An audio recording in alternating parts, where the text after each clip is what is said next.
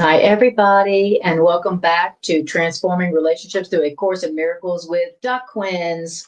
And of course, that means Holy Spirit. In the house. We're one. That's right. That's right. We work together. We're a team. And we have given this class, as with all of our classes, to Spirit to guide for us for the most healing result for the most people. Truly. That's what we do. So we're going to be talking about A Course in Miracles, and how A Course in Miracles speaks about relationships, how to apply these ideas to our relationships. Do we need to do Facebook? And I'm waiting to see where we're live, but thank you for asking. Let's see if I see. So thank you. And as soon as I see us come live on Facebook. So Anna's doing that. Mm-hmm. I'll just say nothing's random. No. Every encounter is specifically set up by God. Mm-hmm. And everything that's happening is Mm-hmm. orchestrated by God, or it's not happening. That's right. Hey, Tricia, good to see you. Mm-hmm. Hi, Tricia, honey. And Anna and I have been doing a lot of what could be categorized as end day, what's the end of the world, the end of, prophecies and just discussing that. And then it's by no coincidence, as we did our random number generator prayer this week, asking Spirit what we should teach and asking for Spirit's help and guidance, we get from the Teacher's Manual number 14, how will the world end? Mm-hmm. And what a fitting title for being in the days where bombs are dropping all over different countries and military budgets are exploding and ships are deploying to different parts Middle of the East. Oceans. And a lot of stuff going on. A lot of stuff. And then Spirit goes, hey, gang, let's talk about how will the world end? Mm-hmm. Since there's so much information about how the world ends from long, many days back, the conversation about how will the world end has been going on Earth for a long time. Very popular topic from all religions. From asteroids hitting us to the sun going prophecy, ancient prophecies, spiritual prophecies. Oh yeah, there's always one group or another that is talking about the end of the world is coming in a week. Hey, Mask Man, what a great name. Mask Man. Yes. We're all wearing masks. That's right. It's called a body. So the world has been talking about how will the world end for a very long time. All the religions talk about it. There's been lots of doomsday cults who have been preparing for it and set a date that obviously never occurred. There's been lots of prophecy around it. And the Course also has something to say about that. Right. And it's interesting because, in the religion of Christianity, they have the Bible and they have the book of Revelations. And it talks about the beast and the false prophet, the dragon,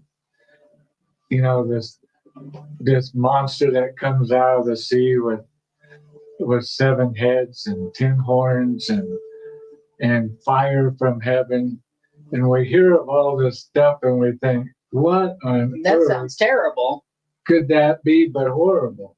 And then in Judaism, in a way, the world ends when the Messiah comes and all those who had died are brought back from the grave.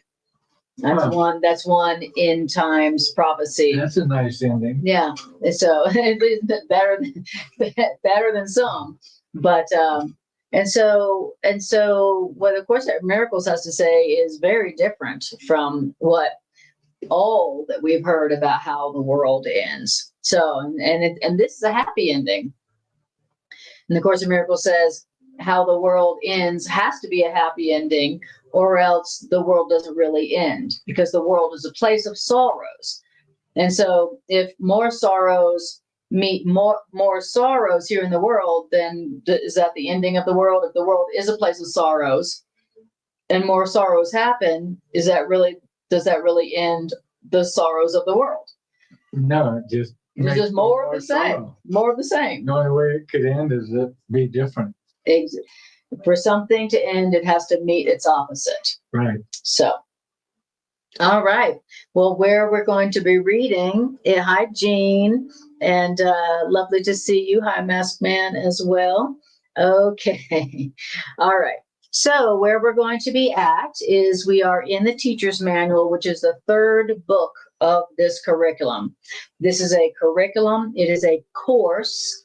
It is a curriculum, and there's 3 parts to this course: a text, a 365-day workbook, and a teacher's manual. We are going to be in the teacher's manual, and the teacher's manual has 29 questions that it asks that the teachers of the course and the students of the course typically want to hear about. And so where we're at is question number 14 in the teacher's manual. Question number 14, and the question is, how will the world end? So that's what we're going to be talking about. How does the course speak of how the world ends? All right.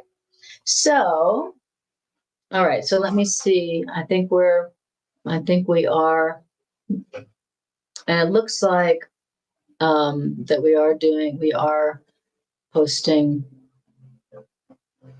Okay. All right, let me go here. So it says that we are live and that it's friends. It won't let me put public, but it does say friends. So if you're a Facebook friend, then you should be able to see it, even though I don't see it right now. Oh, here we are. There we are. Okay, great. Is that Facebook? Yeah. So, and it's welcome Facebook, welcome YouTube, and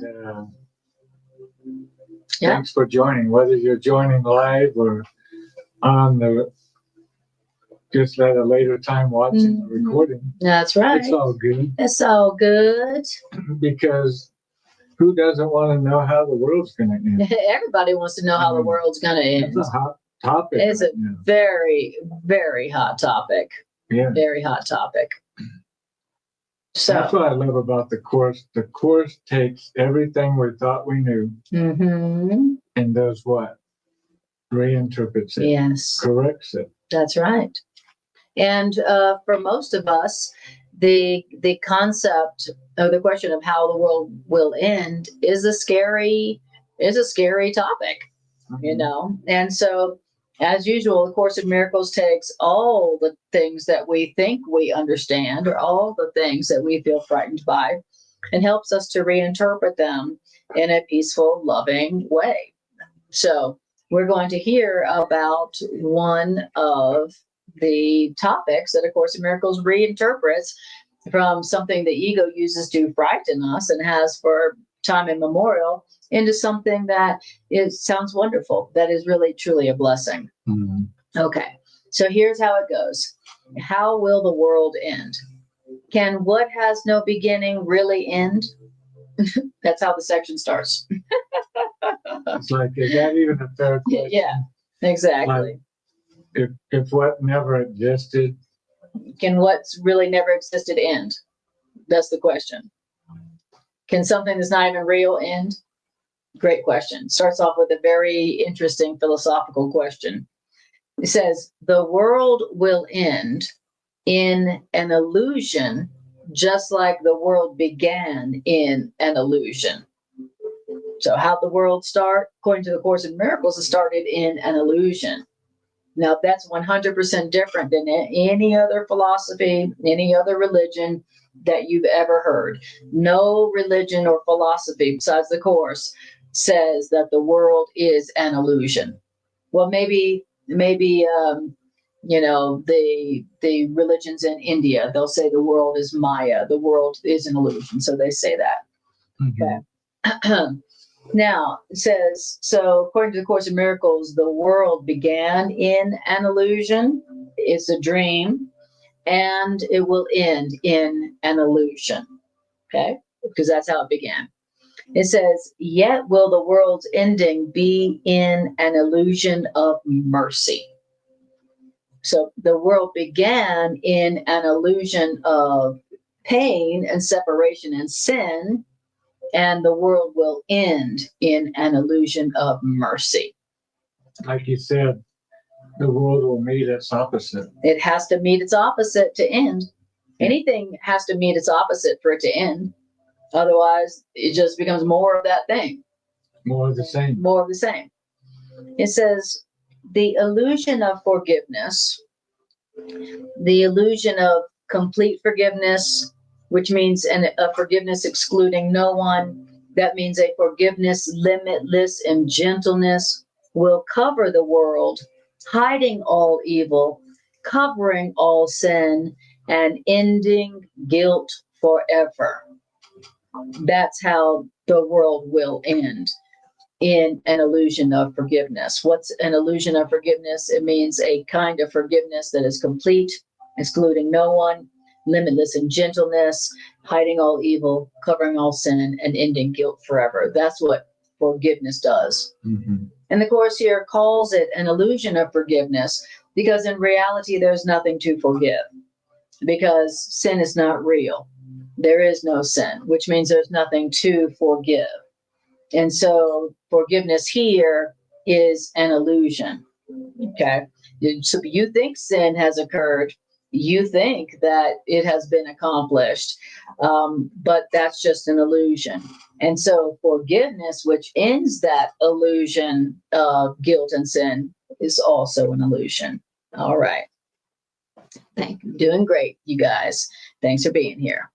Okay. So then it says, so in or with the illusion of forgiveness, in a complete forgiveness that excludes no one, a forgiveness that is limitless in gentleness, that is how the world that guilt has made ends. The world that guilt has made is the world that forgiveness ends. So the life that you are living right now that possibly guilt has made is the life that is ended by your forgiveness, a forgiveness that excludes no one and is limitless in gentleness. All right. So now I know how to end something that was made by my fear and guilt.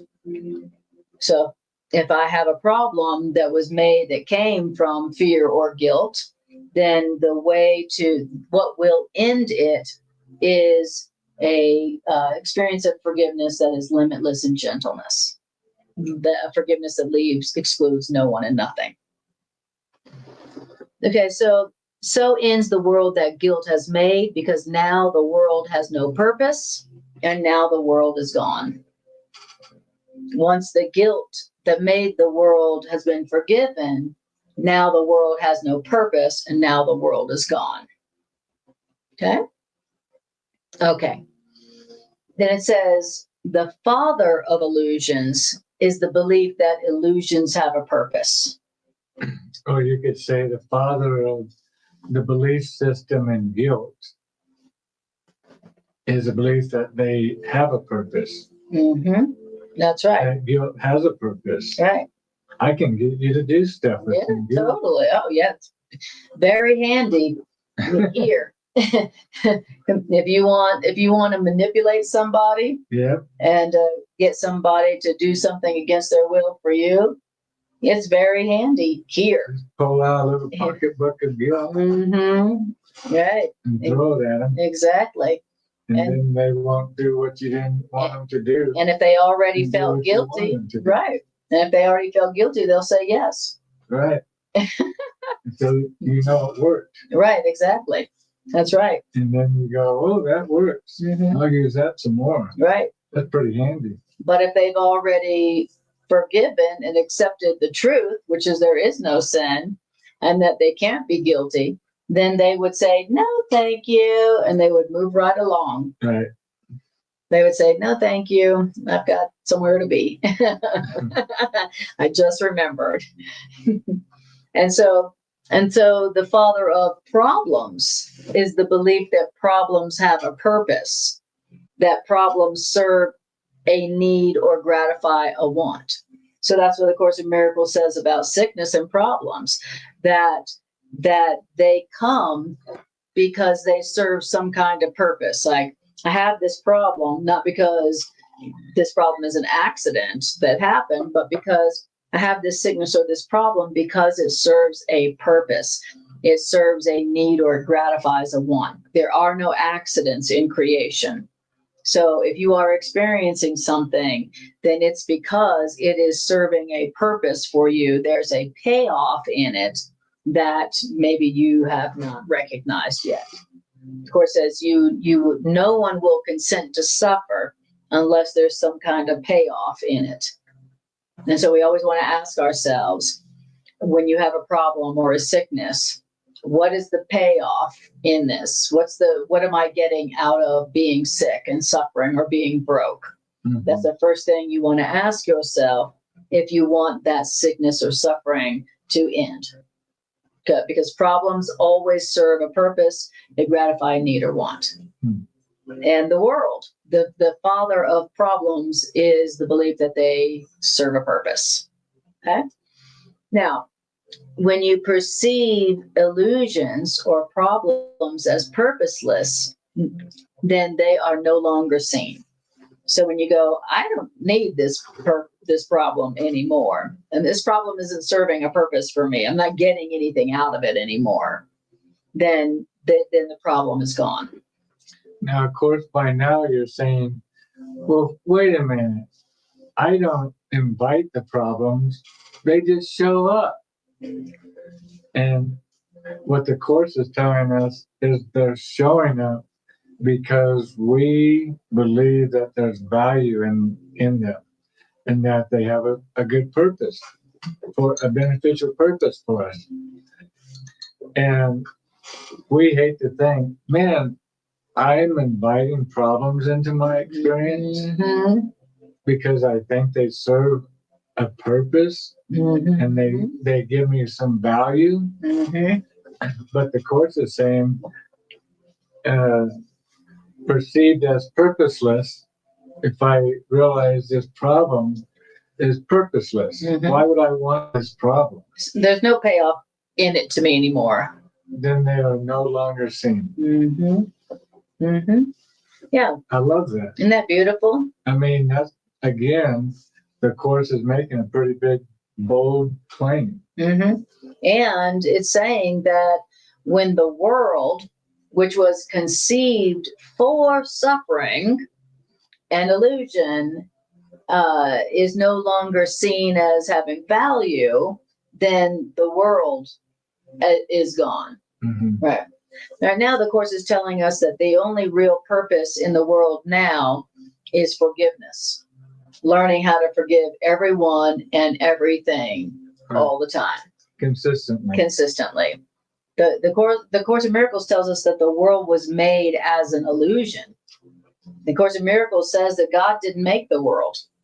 And that's completely different than everything that we hear. Mm-hmm. All the philosophies, all the religion. And the Course in Miracles says the reason that you can know that God did not create the world is because death and pain and suffering and lack and separation seem to be real here.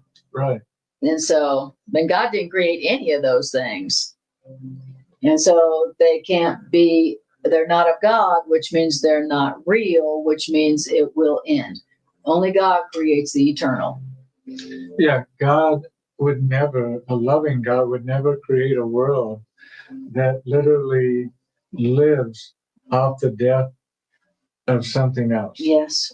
Everything here lives off the death of something else, even if it's just vegetables. Right. You can say, well, I'm a vegetarian. I don't live off the death of something else. Okay. Well, do you eat vegetables? Well, what was happening with those vegetables before they were picked from the ground? Right. And what happens to those vegetables after you pick them from the ground? Right. Right. So, in any way, God would not create, a loving God would not create a world that feeds off of death right, and that is so vulnerable all the time. and so challenging. Mm-hmm.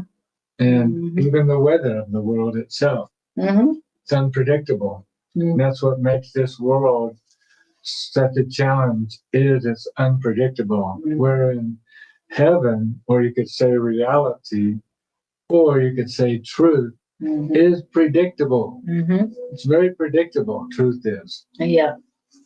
100. It's consistent. And it's consistent. Yes. And it never changes. Mm-hmm.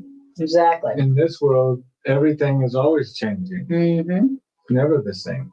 Right. Now, the world was made to be an illusion, someplace where you could experience something that's not real or true, like death. He says, but, and so the only thing that will end it is something that is real and true, like forgiveness, like love and truth. That is eternal. That doesn't change. That is the same for everybody. So then um, uh, it says, how is it that illusions end? Well, when you perceive problems and illusions as purposeless, they are no longer seen. Problems' uselessness is recognized and they are gone. How but in this way are all illusions, all problems ended? They have been brought to truth, and truth has seen them not. Truth has merely overlooked the meaningless. So that's how illusions end.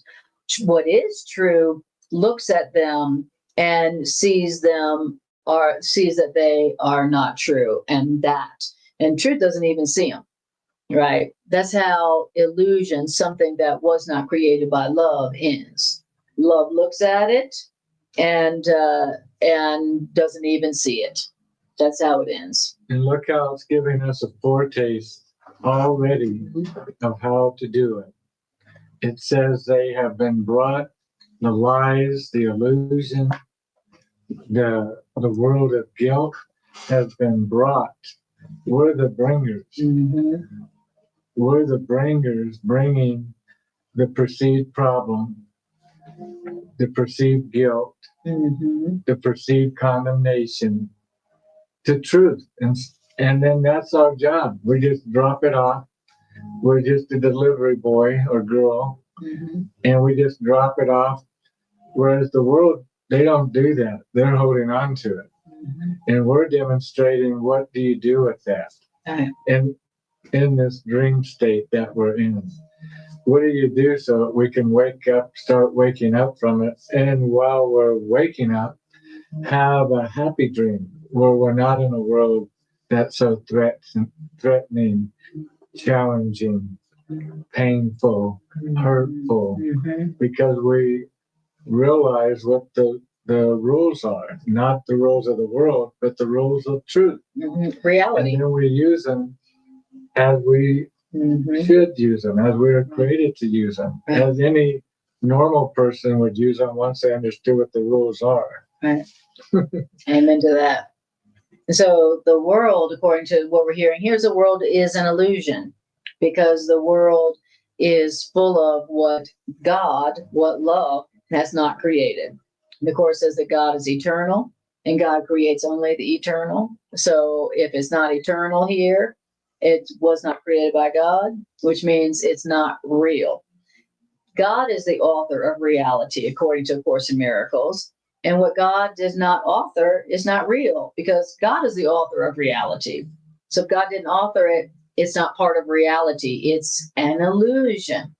And the Course in Miracles says the world is an illusion.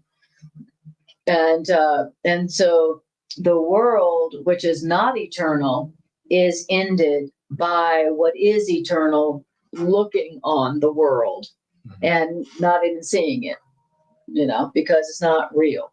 So. And I like what you say, Motto, the end of the world will end the human race.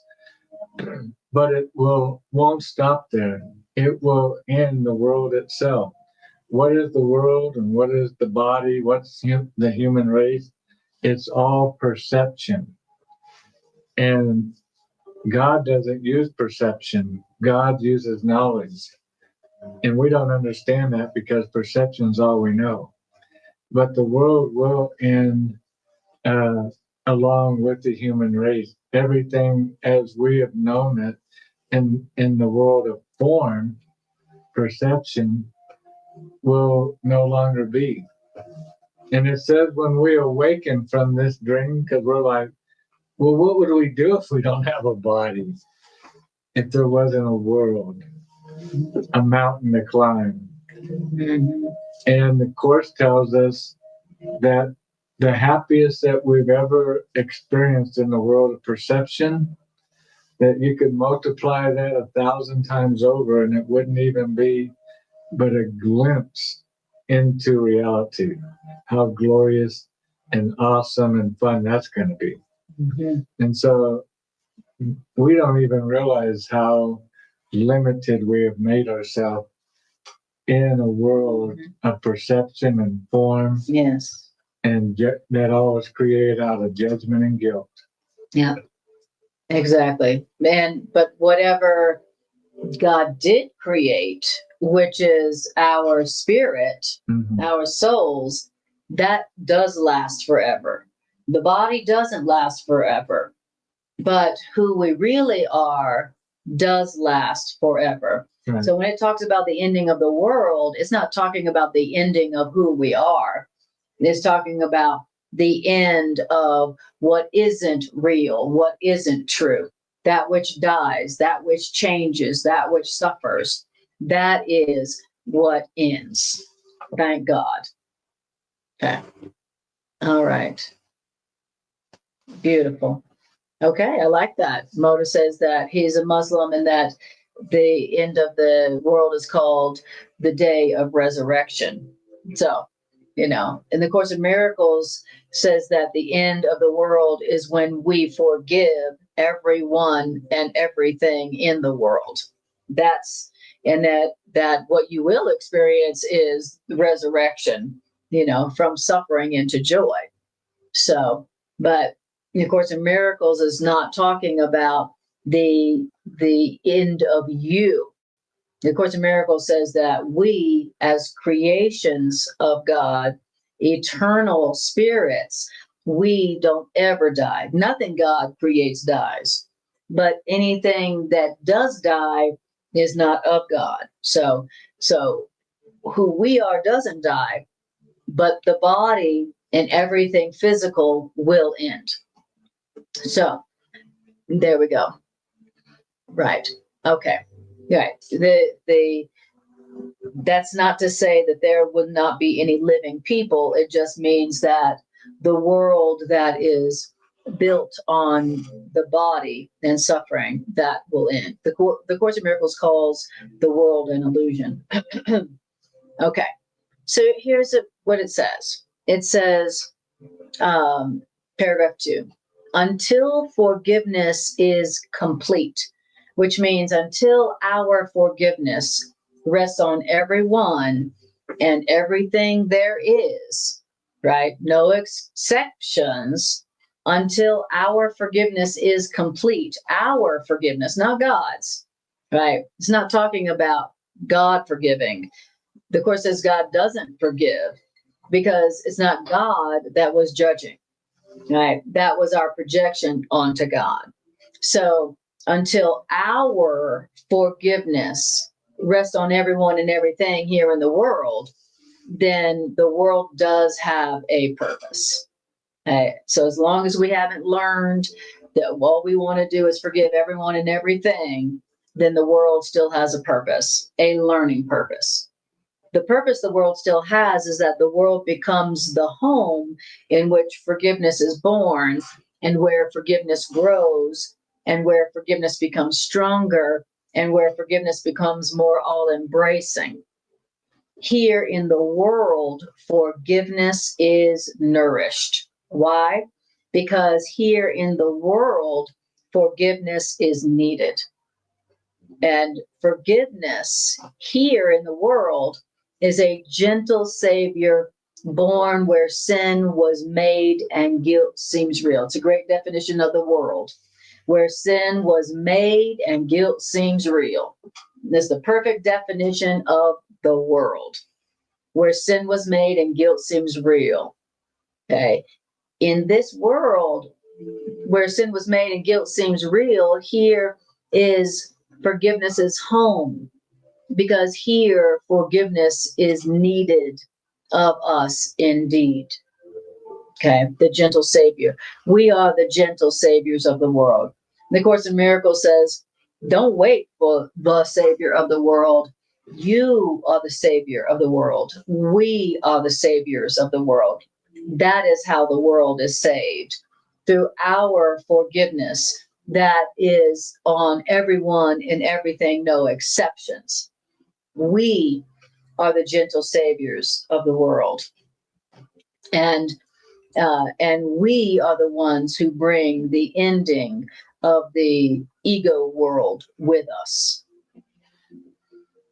And it is our call that it is God's call that God's teachers answer. We turn to God in silence to receive God's word.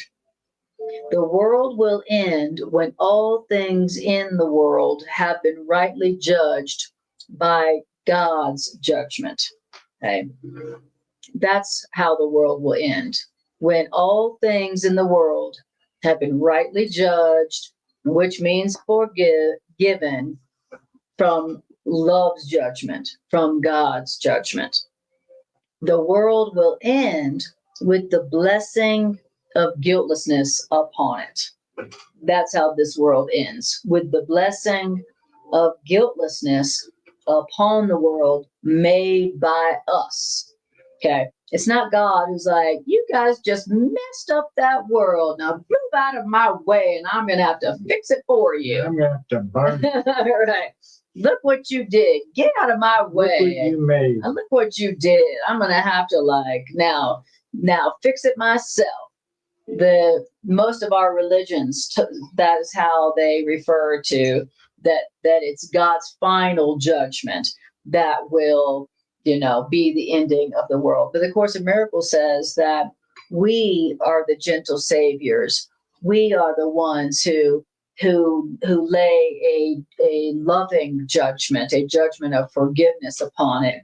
And that's when it ends, right? Because it's a place where sin was born and guilt seems real. That's what kind of place it is. Have you noticed? Yeah, most of the world's waiting for judgment. And judgment has already happened in the beginning. God created the heavens and the earth, the waters, the land, the seas, the fish, the birds. And after every day of creation, what did we hear? And God saw, this is how God's perception works. God's perception is knowledge. God saw it and saw that it was good. And then before the seventh day, at the end of creation, the end of the sixth day, God looked at what? Everything that had been made. Everything. And said, not only is it good, but it's very good. And that's why we hear everything is working out for our good, because that's how God rolls. That's how God does it. Everything's always working out for very good or good. That's all that God's involved with. And then all of a sudden, this doctrine of sin and guilt, you're not good enough unless ... Right. And the Christians say, unless you do this. The Jews say, unless you do this. Islam says, unless you do this. Joseph Smith says, unless you do this. They all have their caveats of, unless you do this. And the end of the world is guiltlessness. When there's nothing to do, because everything's good. You just accept it. And then the end of the world happens. The dream ends. Right. But consistently is the key. Right. Exactly. which we're not there yet. Right. And so the world will end when we have blessed, when we, you, me, Greg, everyone, when we, the people who believe in the illusion, the Maya of this world, when we bless the world with guiltlessness, when we declare that all things created, all things are guiltless now and forever because that is how they were created to be, that's when the world of sorrow and suffering, the world where sin was made and guilt seems real, that's when that world ends. Now, the Course does say in there that there's another creator of the world, and that is the creator of things that are only eternal. So there is an eternal world. The Course calls it the real world. Sometimes the Course refers to it as heaven. That's God's world. It also refers to it as God's world. So there is a world that is eternal, but that is the world that God created, where nothing dies and no one dies and no one is separate from each other and no one is separate from God, and there is no sin. Sin is not real and guilt was never made. In heaven, in God's world, there's nothing going wrong. Mm-hmm. Nobody did anything wrong. Mm-hmm. Nobody needs to call the 911 wrong police. Say, hey, there's something wrong here. Anna's acting wrong. Will you punish her? Will you correct her? Will you change her? No. In reality, in heaven, in the world God created, there's two worlds going on right now. There is the world. There's the real world, right? The real world happening. Right, it's right now. Right now. If it's eternal, that means it's happening right now. It's not something coming in the future when this world ends. That's right. It's already happening right now. That's right. That's right. And we're in the part of our mind that's asleep and dreaming of exile, dreaming of a world that is totally made up. That's why it's called a dream, an illusion. Yes. Just totally made up that there could be guilt. You know, the people in heaven, if they heard what you're over there in the corner dreaming about, they'd be like, guilt? What's that? Wrongdoing? Somebody did something wrong? There's something wrong going on in heaven? How would that be possible? That there could be something wrong going on in heaven? Heaven is perfect. Heaven is pure.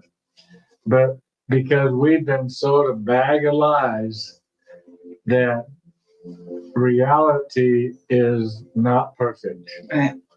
And the Course does say, beyond this world, there is a world I want. Right. So it is, like you were saying, acknowledging that there is the real world and God's world. So it's not that there will be you won't exist and there'll be nothing. It's not like it's going to be a dark void. Right. You know, you will experience God's world, which is reality, which is the real world, which is heaven, which is a world where all things exist forever. And there's no sin, and that's why there's no suffering. Can you imagine? God's world is a world that's joyful and peaceful. Absolutely. And when you listen to people's near-death experience stories or their out-of-body experiences, sometimes they will tell you that they experienced that other world very briefly. Well, they didn't want to come back. They didn't want to come back, and they had young children. Yeah. And they didn't want to come back. And so a lot of folks who leave their body temporarily, they experience that. And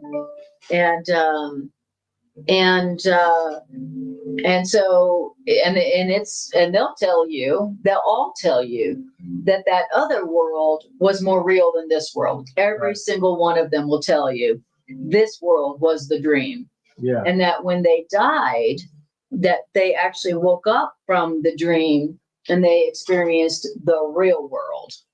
Yeah. And they all talk about a peace that was nothing like they ever felt. That's right. Just peaceful, light, and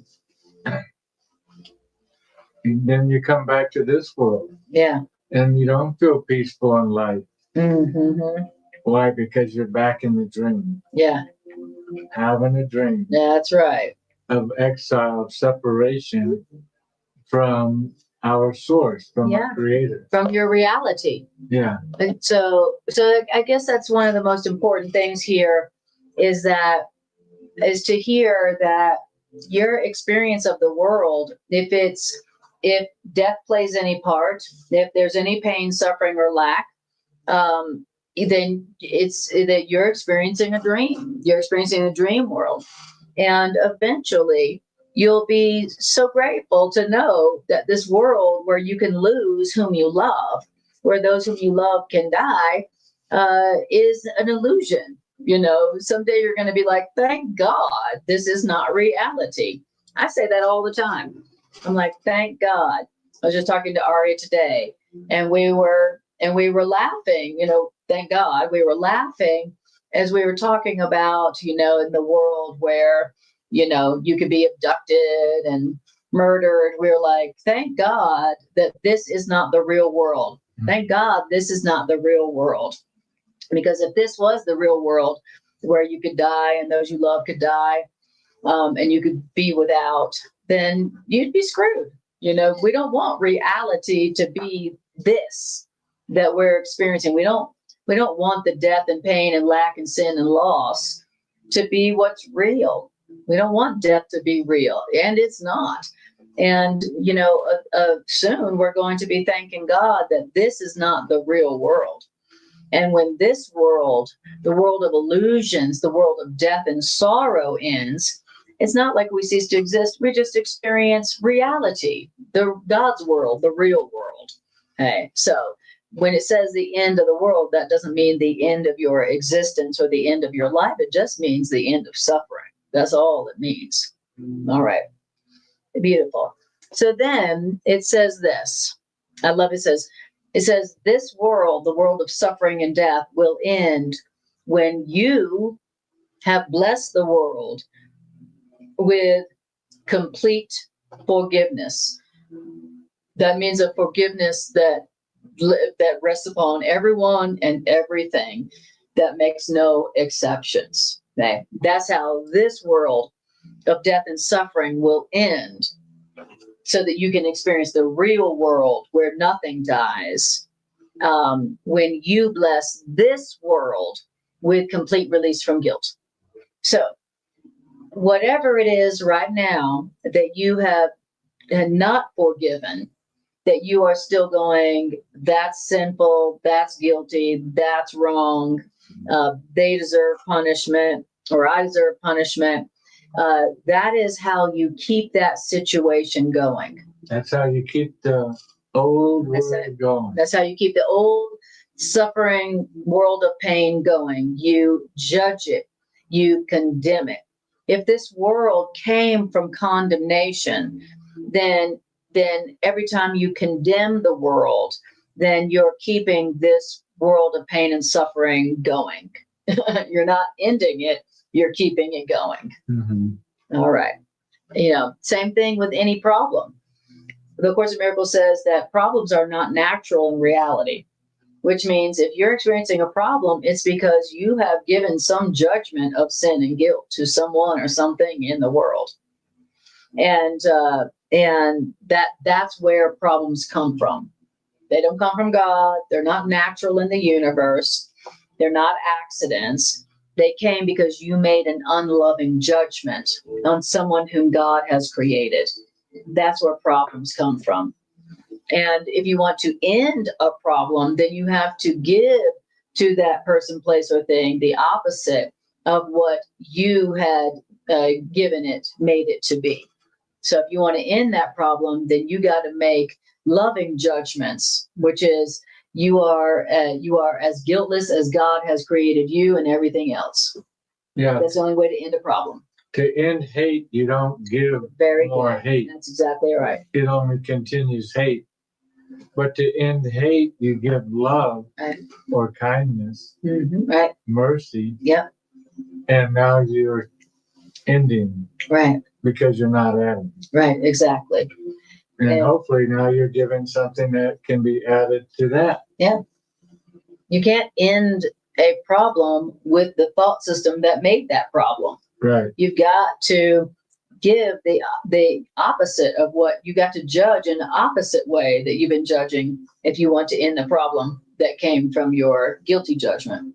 You would know that section. It's something about if you want to, the way to leave the desert is just to leave it. Right. Mm-hmm. You know? Yes. That's like the problem. You don't stay and try to fix the problem. Mm-hmm. With the thought system that made that problem. With more fear, with more doubt, with more anger. With more shame and blame. You don't try to fix the problem with the problem. Mm-hmm. You leave the desert. Right. The Course says to get out of the desert, just leave it. Mm-hmm. So just you leave the problem by doing something different. Right.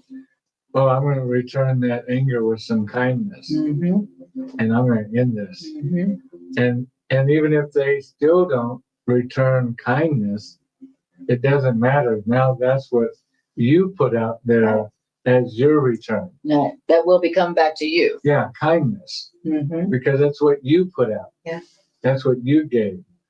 And that's how we're going to enter in step by step Mm-hmm. back into the real world. Yes. Because we're going to enter into it. I love as it gets to it sooner or later, the world ends in laughter. Mm-hmm. You could say that the world ends in a smile. Mm-hmm. Imagine that. Mm-hmm. All these religions saying how the world's going to end. Mm-hmm. Thunder and lightning. The apocalypse. The beast, the dragon. Yes. The fire. war. You know, where God or Jesus this or army Buddha, against, whoever. There's always an army against another Exactly. army. Exactly. There's always some butt kicking going on. Yeah. There's and to think that the world's just going to end in a big belly laugh. Mm-hmm. That's what the Course says. Wow. If the world is a place of sorrow, then how could it end with anything but laughter? Yeah. The opposite of sorrow. Laughter would end sorrow. Right. Not more sorrow. Right. That's right. That's such a great point that you brought out at the beginning. Mm-hmm. Yeah. Okay. So then it says now, let's see, where am I? Oh, yeah. Okay. All right. When not one thought of sin remains, then the world is over. Drop the mic.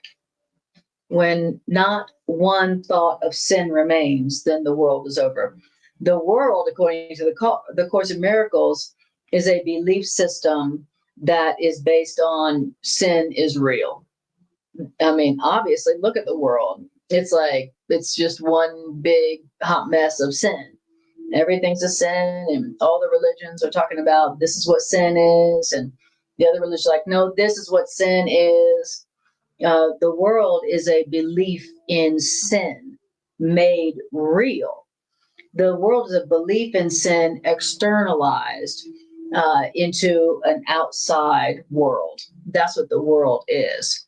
Now, but when not one thought of sin remains, then the world that came from the belief in sin is over. The world will not be destroyed. Okay, ding, ding, ding. The world will not be destroyed. The world will not be attacked. The world will not even be touched. The world will merely cease to seem to be. So the world does not end with any kind of war. This world does not end with any kind of attack. This world does not end with any kind of destruction. This world ends when not one thought of sin remains. And every time you decide that you want to let forgiveness rest upon everyone and everything, instead of judging it as sinful again, that is when the world ends for you in your perception. So, same thing with our problems. Our problems have come from our belief in sin. So when not one thought of sin remains within our belief system, then our problems end. Right. Remember, problems are not natural. They don't come from God. Now, problems, according to A Course in Miracles, come from our misperceptions in sin, in the belief in sin and guilt. Right. And so when we stop believing in sin and guilt, then our problems and the world of problems ends. Mm-hmm. So that's the source of our problem. That's the source of the problem. Is the belief in guilt. Mm-hmm. We think guilt's real. And because we believe the world is real and that bodies are real, that perception and form is real, more real than God. We put our faith in perception. Mm-hmm. We put our faith and trust in form more than we do God. God says that love is all there is. And we go, well, perception's showing me something else, God. Mm-hmm. Are you sure about that? Mm-hmm. Well, my eyes are really reporting. the all-knowing? Mm-hmm. And God's like, well, go check it out. Come back and let me know. Mm-hmm. A couple of thousand years, I guess, what you find out. After suffering. Exactly. So, the world, the world is a manifestation of the belief in sin. The Course in Miracles says that the world is the picture of the crucifixion of God's creations. The world is a outward manifestation of the belief in sin. And so now we see a whole world where everybody's guilty. Everybody's guilty. Everybody's separate from each other, and everybody's guilty for something, and everybody's attacking everybody. And it's believed that God is attacking everybody, and God's uptight. God's upset, and everybody. This world is the belief that sin and guilt is real. And this world is the manifestation of the belief that we're all separate from our source and each other because of sin and guilt. So if that's where all the world is coming from, then when you correct that belief in sin in your mind, then all the world that came from, there was a manifestation of that sin and guilt, gone. And you see the real world. Imagine the supreme being, God. Mm-hmm. And that God, peace and rest and joy and happiness is hinged on something outside of God. Mm-hmm. That God's well, I'm going to have a happy day today if Greg behaves properly. Mm-hmm. That's a big if. I'm going to have a peaceful day if Anna doesn't do what.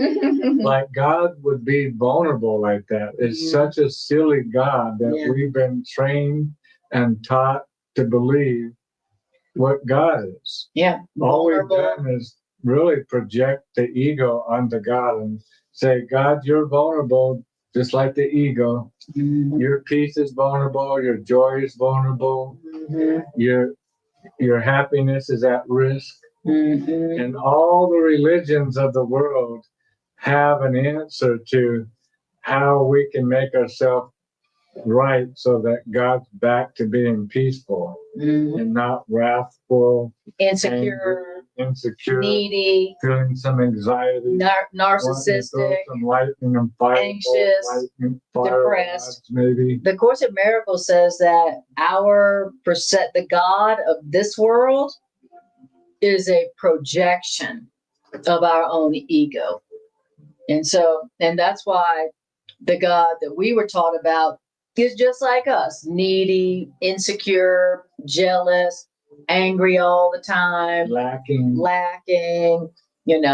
psychopathic.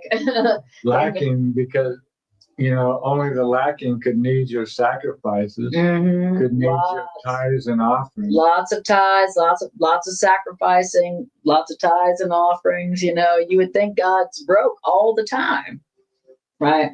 the God that we learned about, the God of this world, is not the real God. It's just a projection of our own ego onto God. It's just our ego trying to make itself real by projecting itself onto God. Yeah, that God would be like us. Right.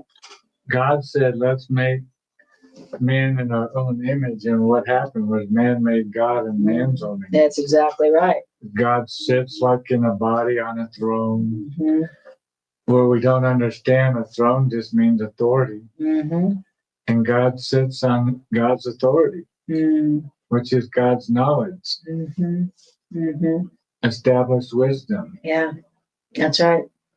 Okay, so all right. So we just heard I lost paragraph 3. So we just heard that the world, as we know it, is not going to be destroyed. It's not going to be attacked. The world of illusion, the world of sin and fear and guilt is not going to be touched.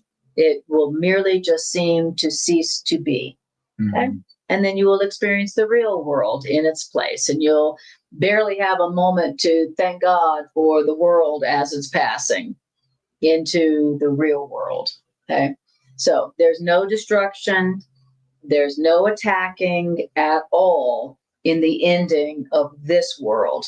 So let's just be clear about that. There's going to be no wrath, no fire and brimstone, no destruction, no attack, no war, no ass kicking by God. Well, there is going to be a beast, and there's going to be dragons, and there's going to be fire, but it's not going to be what we were taught it was. The fire is just going to be the ego disintegrating back to the nothingness it was. Fire means refinement, or you could say correction. And that's what the Course in Miracles is fire, because it's the correction. It's correcting all that we have learned before. It's taking everything that we learned about guilt and sin and the body and the world and lack and sorrow and pain, and it's reinterpreting everything. And that's what the dragon is our minds, with the belief system. And the dragon's given its power to the beast, which is the world, which is perception. Whatever our mind believes manifests in the world of perception. And that's where all the drama and the chaos is. But what the Course is doing is it's just putting a big fire extinguisher onto that fire and melting it all away, washing it all away and going, none of that was ever true. And once we get our minds back to being healed, stop guilt tripping others and ourselves, condemning, trying to fix everything, trying to correct everything, just accepting everything is working out for good, even when we can't see it, even when we can't understand how this could possibly be good, but we're still trusting in the foundational truth. And when we do, guess what? Our world literally manifests what inwardly we believe. And if we're believing everything's working out for good, guess what? The world, that's why it's called the happy dream. That's when the old world ends of bitterness, sorrow, pain, lack, worry, fear. And that world ends because the source of it that made it ends, which is the belief in guilt. Even though it seems justified, let go of it. And make way for the new world, which is already happening. It's just waiting for us to wake up, really. We're going to wake up and go, oh, everybody's gonna be like, "Hey, sleepyhead." Aren't you glad nothing happened and we protected you while you were sleeping and having that scary dream? Yeah, you were over there screaming and kicking like crazy. and drooling. What the heck were you dreaming? I was dreaming we're in these bodies that get sick and you have to work all the time. And you have to earn your living. You have to earn your right to even live. You suffer. You're always worried. Bills every month, taxes. Man, it was a burden. And then you die.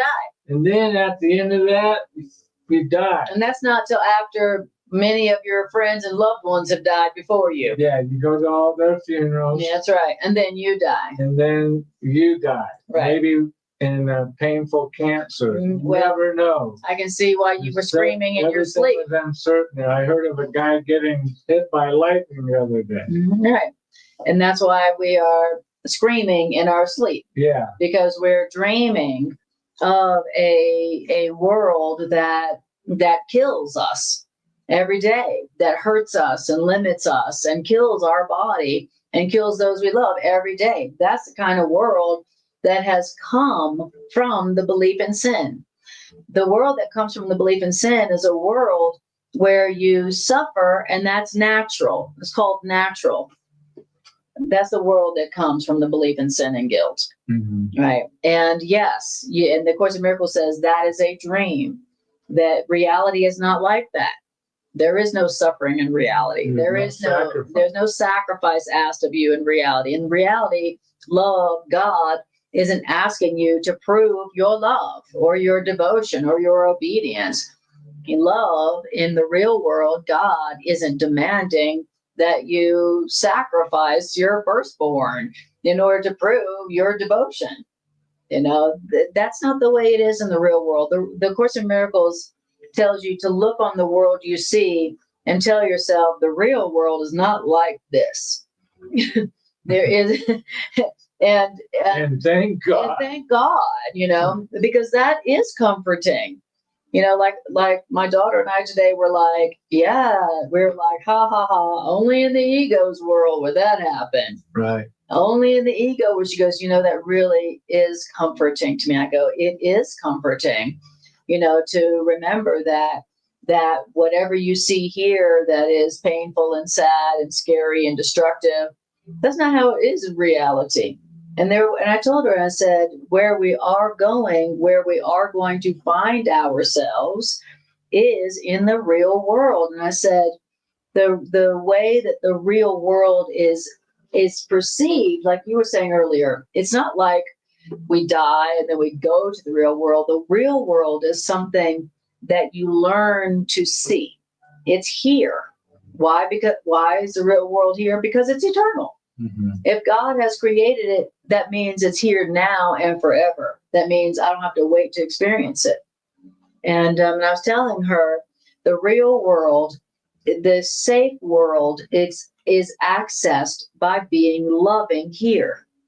Right. When you are loving here, you are going to experience the world that comes from love. Right.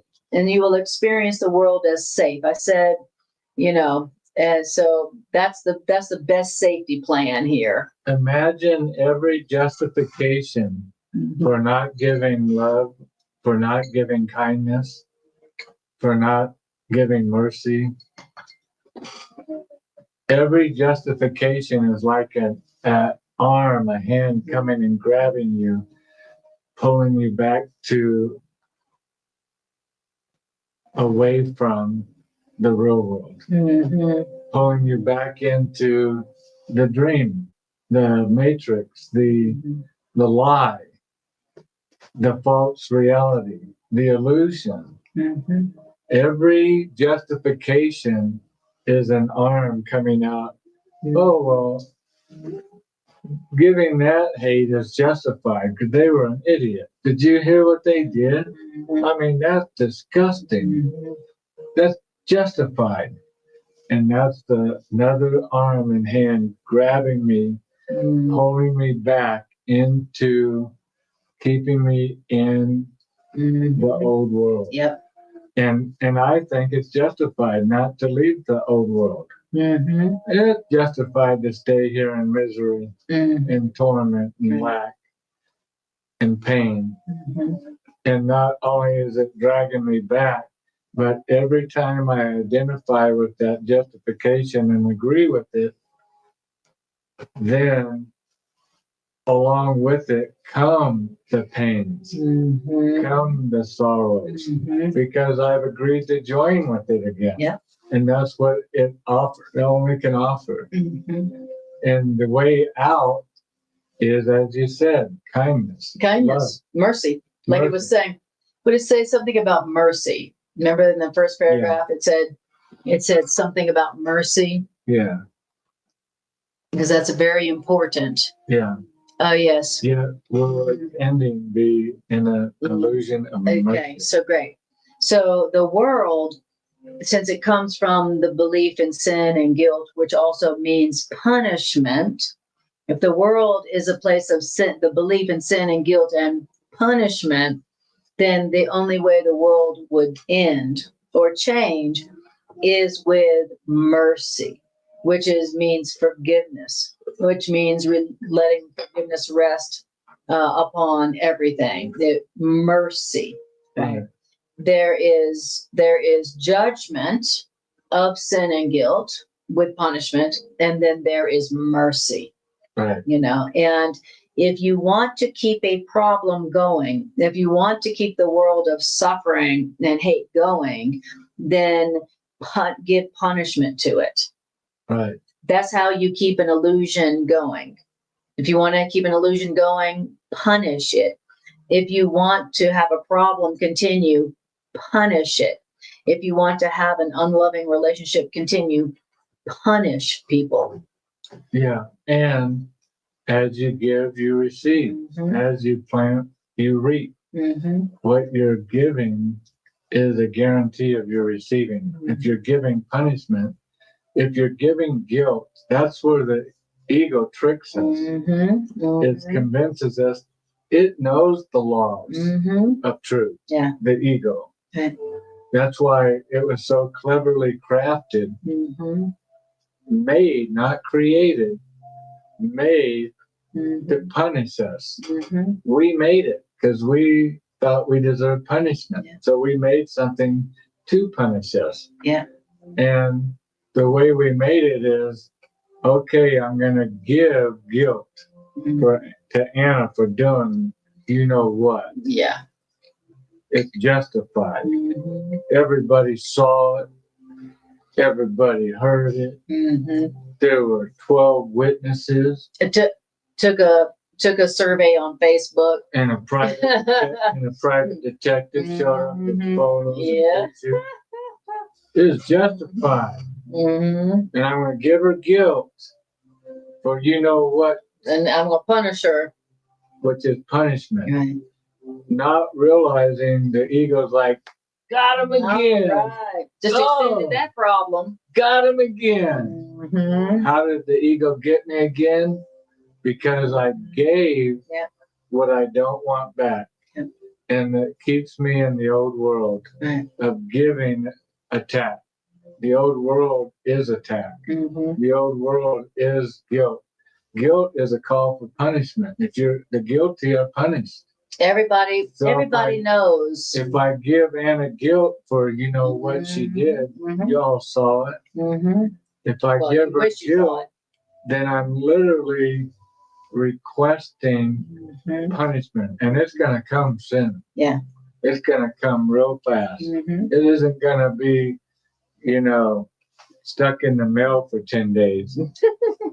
It's coming, and it's going to bring punishment. And then we feel like a victim of the world going, oh, why are we in this world of lack? Or we say, this world is so cruel and so mean. How come I got this pain in my neck now? Why do I have these parents? Yeah. Why do I have this mate? My neighbors are playing the music so that I can't sleep. Why are people so mean to me? Yeah. All these things seemingly happening to me, not realizing I'm requesting all of them. And the Course is saying, leave that old world behind. Give up that giving what you don't want back and come into the world that God created for you and that's going on. Yeah, that's already here, waiting for you. Just waiting for you. Waiting. To take for advantage of it. Yeah, exactly. Even while you're sleeping. That's right. Isn't that neat? That's we neat. can be back in reality even before we wake up. I like that. That's great. Okay, so now we're on paragraph 3. And so we're talking about the time when the world of sin and suffering and death is over, okay, where it hasn't been destroyed, it hasn't been attacked, it hasn't even been touched. The world of suffering and separation and death will merely cease to seem to be, and you'll experience the real world. It says, now certainly this seems to be a long, long while away. Okay. That time when not one thought of sin remains, that time appears to be a long-range goal indeed. But the truth is that time stands still and waits on the goals of God's teachers. So even though you're like, well, that's going to take forever when not one thought of sin remains, that seems like that's going to take a long, long time. So it seems like the world as we see it, pain, suffering, guilt, lack, loss, death, that world ending seems to be a long, long way away. It says, but time is waiting on our decisions and our goals. And not one sin will remain, not one belief in sin will remain the instant that any one of us accept the truth of guiltlessness for ourselves. Wow. That's how you end thoughts of sin. You want to end the thought of sin so that you can end this problem from happening again? That comes in the instant that you accept the truth of your guiltlessness for yourself. Doesn't mean you don't make mistakes. That does not mean you don't make errors. Yes, obviously you do. Like, here's one right now, right? It just means that your errors are not sins. And when it says there is no sin, it means that there is no error that can't be corrected by love. A sin is a belief that you can make a mistake that can't even be corrected by God's love. Come on. The real meaning of judgment, we've lost the meaning. We just think judgment means punishment. The real meaning of judgment is correction. That's right. That's the real meaning of judgment. And the last judgment is going to be the last person that we finally go, you know what? And they're innocent too. That's right. And no matter what errors they've made. They were the last person or situation or thing. Exactly. Or circumstance. That's right. That we were holding out on. Yes. Exactly. We're using that as an anchor. Yes. To stay anchored back in the old world of misery, pain, lack, sorrow, and heartache and death. And who's your grievance holdout? Who's that person or people that you're like, well, I know they're guilty. I know they're guilty and deserve punishment. And I've forgiven most everybody else, but not them. And I get so much value so much payoff out of condemning them as guilty. I think I do. That value outweighs the value of the holding new heaven and the real world. A totally new world. Right. I say I can't wait. I want to see it. Yeah. I want more of reality. Yeah. We say we want to experience that. When it comes to the test of that, this situation, circumstance, event, a person, encounter hits us in the face and we're like, guilty, condemned, something's wrong, something needs to be corrected, this needs to be fixed. God, I know you said everything's very good, but this is very bad. I got a different interpretation than you do, God, going here. And that's worth it to us so much that we're willing to give up heaven, The real world. the real world, The world of no reality, suffering and no for pain, that no grievance. loss. over that grievance. That's right. And that's the way you should look at it. You know, every grievance you have where you are like not extending mercy, every grievance you have, we should ask ourselves, is this grievance really worth giving up the experience of heaven right here and now? Yeah. Is it really worth it? This grievance that I am having for them, that I, in some way, shape, or form probably asked for.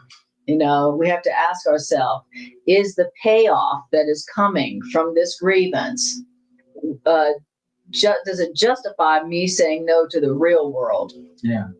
And everything, the wars going on, my thinking, that's messed up. Just the ability to be able to let go of every last grievance. Yeah. And just rest with, you know what? I'm not the judge. Yeah. God is. Yeah. Why should I bother myself with a function that's not mine? Yeah. I'm just going to rest. And if something needs to be done about it, I guess God will do it. And if I need to be part of something doing, I guess God let me know. That's right. But right now, I'm just going to rest. And I'm going to give mercy. I'm going to give mercy to that situation. I'm not going to condemn it. That's mercy. I'm not going to condemn it anymore. Mercy says, you're not guilty. And neither are they. Mercy says, if they had received more love, they would have given more love, just like you. That's what mercy says. Right. If that person had been raised with only love and taught only love, that person would have given only love. Right. They wouldn't have done a suicide mission and hurt all these people. The correct perception gives only mercy, recognizing that if this person had received better, they would have given better, just like you. Right. That's what mercy says. And only mercy ends the problems that came from sin, the belief in sin and guilt. All right. Okay. So, so you guys ready for the end of paragraph 3? Yeah. I love this sentence. It is no easier to forgive one belief in sin than to forgive all of the sin. And I love that. Wow. It's not easier to forgive one sin than to forgive all of them. You're either deciding that you're going home, no more condemnation. It's almost like an AA club. I'm not going to take one more to quit guilt. Yes. You can't take one more sip That's again. right. Or you're still a drunken Fool. Dreamer. Right. Living in the illusion. Who's making more problems to feel guilty and ashamed of. But a true awakening child of God is one that says, no, I quit.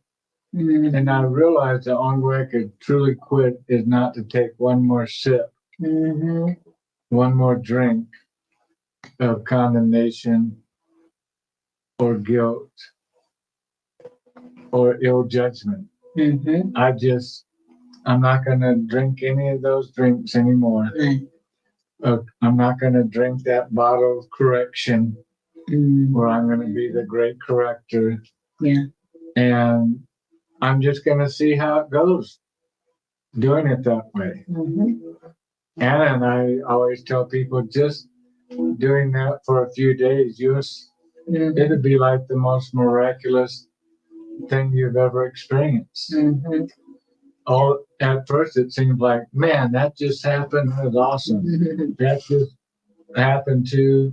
What a coincidence. What a coincidence. Oh man, what a coincidence. This phone call came in. What a coincidence. I bumped into just the right person. And then all of a sudden, your world is literally changing. And you think you're just reacting to the world as it comes at you.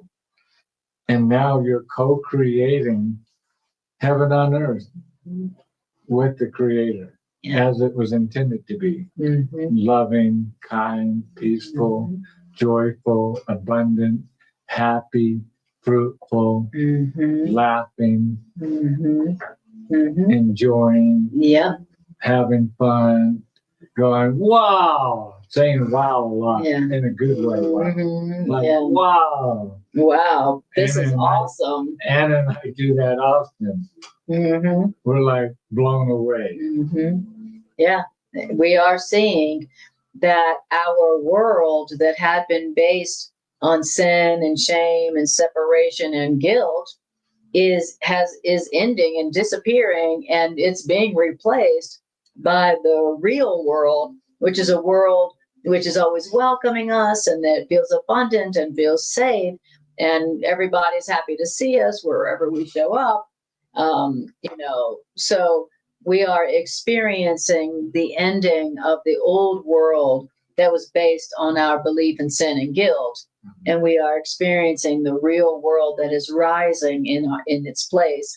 And the only thing we're saying is like, wow, why didn't we do this sooner? Right. Why didn't we do this sooner? What were we waiting for? Like, it's not like our grievances were like making it worth it for us to stay in hell longer. So we are experiencing and this. It's like a diet or working out, because the more you do it, the easier it gets. It really does, because you start realizing, Anna and I definitely realize our life is what it is because of us applying the application of not giving guilt, condemnation, grief, correction to the world. That's right. And we're still here in the same world with you. We're still here with you. But our experience of that world, not bragging, because we didn't create the answer. No, that's right. It wasn't our idea. I'd be bragging if I said, Anna and I figured this out, folks. If you just listen to us. No, we just read what was brought to us. That's right. Just like you have the ability to read it. That's right. Study it. This is what we got from the course. And apply it. And then the more you apply it and you go, wow, this really does work. Yes. And then when the grievance, temptation to give grievance to the situation, man, I'm mad about this. I'm upset about being stuck on the highway here. This is slowing me down. Every time a grievance or temptation for an upset comes along, you almost laugh it off because you realize it has no value. It doesn't give me any purpose other than to be miserable. Why would I want to join with that upset, anger, and start creating have some little upset babies with it and then have to deal with them? Right. No. Right. I want to just make some happy babies. Exactly. And deal with them. And experience the real world. Yeah. Yeah. And so it says it is no easier to forgive one so-called sin than to forgive all so-called sins. That's because the illusion of orders of difficulty is an obstacle that we, the teachers of love, must learn to pass by, which means leave behind. Right. So what we're learning to do is leave behind. Because you know what guilt offers you. Right. Like, to leave behind grievances. That's what A Course in Miracles is about leaving behind grievances. What is it saying? Forgiving sin means leaving behind grievances, like you were saying. Just say no. Just be like, that just brings more problems, and it's not going to bring me the real world, and I don't want them anymore. These grievances do not serve me anymore. there is no more gain at all to me in this grievance, and I am walking away. I'm leaving the desert. Yeah, I'm not going to sit here and analyze it anymore and try to make it real and try to get people to agree with me. I'm walking away. And hold all my justification and go, but it's so justified to be angry and give some guilt back on this. So justified. Right. Oh, you're losing all your peace is justified. Staying in the old world is justified. For a Not grievance. coming to heaven Right. is justified. For a grievance that very often you walked yourself into. Right. You know, everybody you have a grievance with, usually that's somebody that you said yes to at some point. Right. You know, maybe not exactly your parents, but since then, you know, the people you're upset about is people that you have said yes to in some way, shape, or form. And every one of those upsets showed up because of a past guilt giving attack that you had given, condemnation, judging something to be corrected. And then this showed up.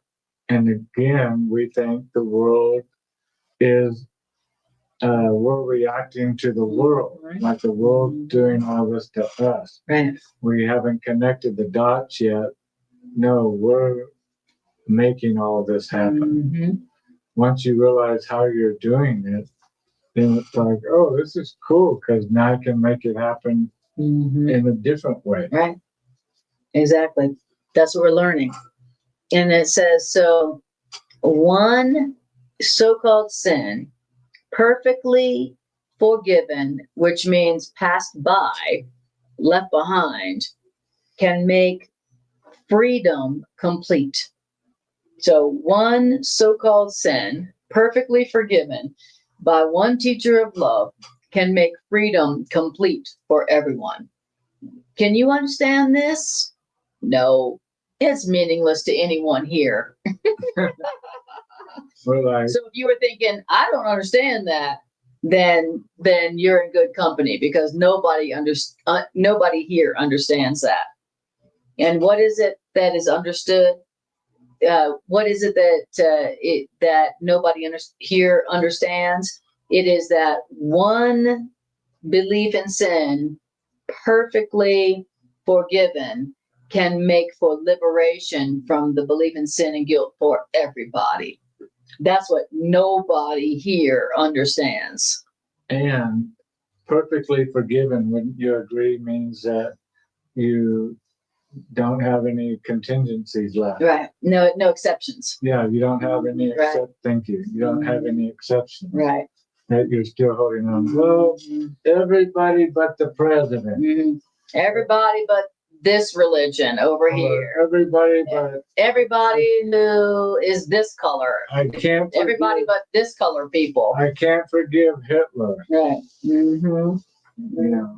Right. And it's like, okay, well, we'll check back in on you 10,000 years from now. Then that means that your liberation in Guiltville. That's right. That means that your liberation and everyone's is still only partial. Because you can't perfectly forgive one sin if you haven't let go of all sin. You can't, have the 99 innocent if 1% is still guilty. Exactly. The 1% tarnishes the whole thing. It's the blemish that's unacceptable. It's like saying, you have to be perfectly pure, perfectly white, perfectly without blemish. Or not at all. It's like saying that you be a little bit pregnant. Either sin is real for everyone, or sin is real for no one. Right. That's the way it is. It's not like some people can be guilty, but while other people are not guilty. Either sin is real for everybody, or it's not real for anybody. That's the truth about sin. Right. And I want to say this because it's come to me several times. Hey, DR, I want to say this, that when the temptation of guilt comes along, it's so seemingly justified. The Course doesn't say, well, you're stuck here because you still got that guilt. Right. No, we have the weaponry to handle it. Is we take that guilt and we give it to the Holy Spirit, to our higher loving self, to our guide, our comforter, our helper, and say, hey, because that's the function of our higher loving self, to take that temptation of guilt and say, let me correct that for you. But it can't be corrected for you if you don't give it away. Instead of giving it back to the world, give it to love and say, love, what do you see here? I see guilt.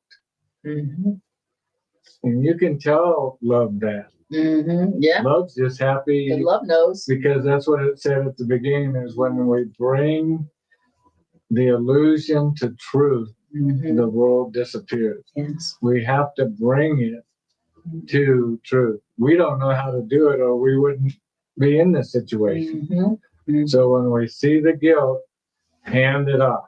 Hand it off. To heaven. And say, I'd rather see the real world. Yeah, I'd rather see the world. As much as my ego wants me to be angry, I really want to give guilt. And I really want to give blame and guilt. And it seems justified. And it seems justified. But I'm going to give it to you. I want the real world more.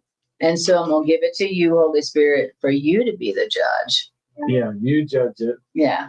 And then now that I've done that, I'm going to let go of it. I'm going to keep my mind from racing about how guilty they still are. Yes.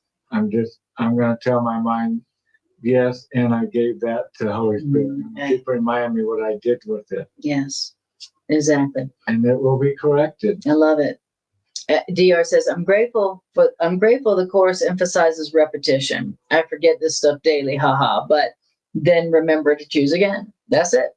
That's the curriculum. Yeah. Okay, so we've got 2 more paragraphs. So I'm just going to finish these 2 paragraphs since we're at our time limit. And read away. I'll sip away. Okay, you sip away. I'll read away. Your beauty. Oh, thank you. Awesome. I accept. It says the world. Wait. Okay. Yeah. It says. Number 4. Oh, right. Yes. It says number 4. The world will end when the world's thought system, which is sin, has been completely reversed. Completely. Okay. So the world's thought system is sin and guilt. It's based on that. Right. When the world's thought system of sin is reversed completely, then the world that is based on sin and guilt will end. Until the world's thought system of guilt is completely reversed, then bits and pieces of the world's thinking will still seem sensible. The final lesson, which brings the ending of the world, cannot be grasped by those not yet prepared to leave the world, which means go beyond the world's tiny grasp. What then is the function of the teacher of love in this concluding lesson? What is our function, us, the teachers of guiltlessness? What is our function as teachers of guiltlessness? It is this. We need merely learn how to approach this lesson. We need merely to be willing to go in this lesson's direction. We need merely trust that if God's voice tells us that this is a lesson we can learn, then we can learn it. So we're not going to judge this lesson either as hard or as easy. What's the lesson? The ending of the belief in sin, the acceptance of the correction of the belief in sin for us, for ourselves. Now, we're not going to judge this lesson either as hard or easy. Our teacher points to this lesson of the end of the belief in sin and guilt, and we trust that our teacher will show us how to learn this lesson in complete forgiveness where our forgiveness rests on everyone and everything. Okay. Okay. So, so it says paragraph 5. So that's the last paragraph. The world will end in joy. Why? Because the world is a place of sorrows. So when joy has come, the purpose of the world has gone. In other words, the world will end in peace because the world is a place of war. The world will end in peace because it is a place of war. When peace has come, then what is the purpose of the world? The world will end in laughter. Why? Because the world is a place of sorrow. It's a place of tears. And where there is laughter, who can longer weep? And only complete forgiveness brings all this to bless the world. And so, in blessing, the world departs, for the world will end as it began. To turn hell into heaven is the function of us, guiltlessness teachers.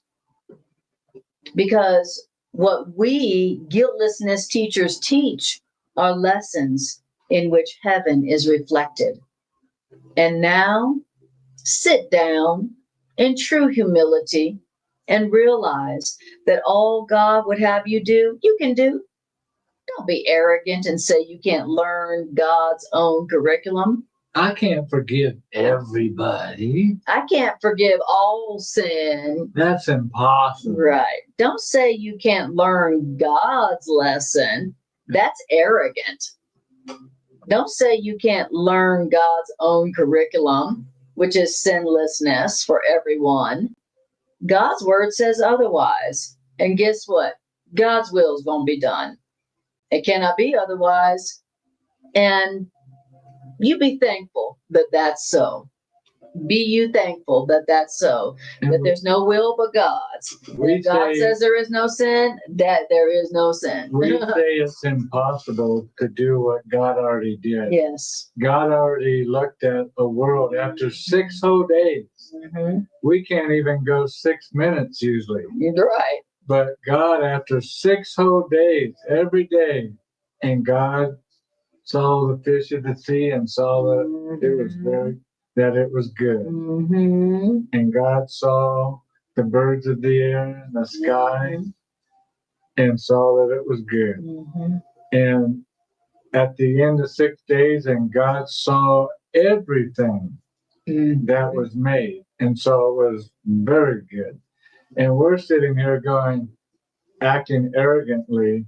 Well, that's impossible. Mm-hmm. You can't see everything as sinless, as very good. Right. Come on, God. Or that was just in the beginning. Now everything's messed up. No. Yeah. God is a changeless God. Right. God changes not. And God demonstrated for us what can be done. It can be done that everything is seen as good and very good. It can be done because God already did it. And God's still there in that world. And seeing everything is ranging from good to very good. How's it going, God? Good. How's your day been? Very good. Oh, that's good. What's true in this situation? Sinlessness. Yeah. Sinlessness. Call for love. Good. Yeah. And you can tell the world that we're in is a detour, is a sidetrack, is a world that God didn't make, because the world God made, in that world everything was good. This world, you can see the contrast. But it's so nice to know that we can get back there, even now. Even now. You can start that step now. Yeah, exactly. Just one giving up a grievance at a time. One choice at a time. All right. Okay, guys. Well, thanks for joining us. It was so awesome to have you with us. And thanks for being here. Thanks for liking, sharing, and subscribing. Thanks for sharing this on your Facebook feed if you feel like you would like to share this. And just thank you for being here. We appreciate you all so much. Love you guys. Love you guys. Talk to you later.